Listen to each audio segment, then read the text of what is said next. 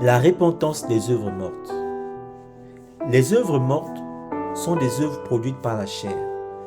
Ce sont les fruits du péché qui habitent dans notre chair. En d'autres termes, les œuvres mortes sont les œuvres de la chair qui sont l'impudicité, l'impureté, la dissolution, l'idolâtrie, la magie, les inimitiés, les querelles, les jalousies, les animosités, les disputes, les divisions, les sectes, l'envie, l'ivrognerie, les excès de table et les choses semblables. Ceux qui commettent de telles choses n'hériteront point le royaume de Dieu. Les œuvres mortes, comme son nom l'indique, mènent à la mort. Car l'affection de la chair, c'est la mort, tandis que l'affection de l'esprit, c'est la vie et la paix. Nous ne sommes point redevables à la chair pour vivre selon la chair. Si vous vivez selon la chair, vous mourrez. Mais si par l'esprit vous faites mourir les actions du corps, vous vivrez. Celui qui est sauvé par Christ ne s'appartient plus lui-même, mais il appartient désormais à Christ.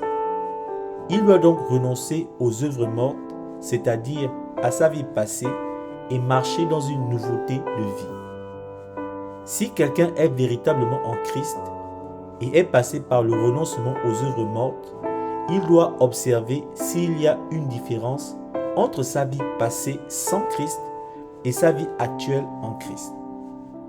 S'il ne voit aucun changement ou très peu, il est fort probable qu'il ne soit pas passé par le processus du renoncement aux œuvres mortes. Par ailleurs, le témoignage de notre entourage est aussi pour nous un signe pour savoir si nous sommes passés par cette étape. Si notre entourage témoigne positivement de notre vie nouvelle en Christ, c'est une gloire pour le nom de Dieu. Mais si au contraire, notre vie ne reflète pas la gloire de Dieu, il convient de nous repositionner sur la bonne voie et de s'humilier devant Dieu dans une profonde repentance afin d'observer une transformation palpable dans notre vie.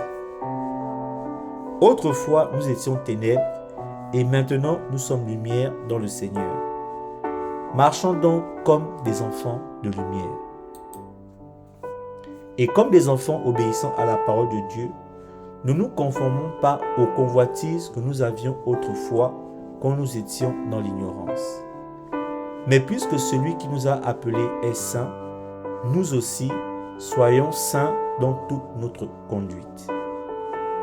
Voici ce en quoi consiste la vraie repentance, qui est de se détourner totalement de nos mauvaises voies, du péché, des œuvres mortes de la chair et se tourner entièrement vers Christ Jésus, notre Sauveur et Seigneur. Soyez bénis.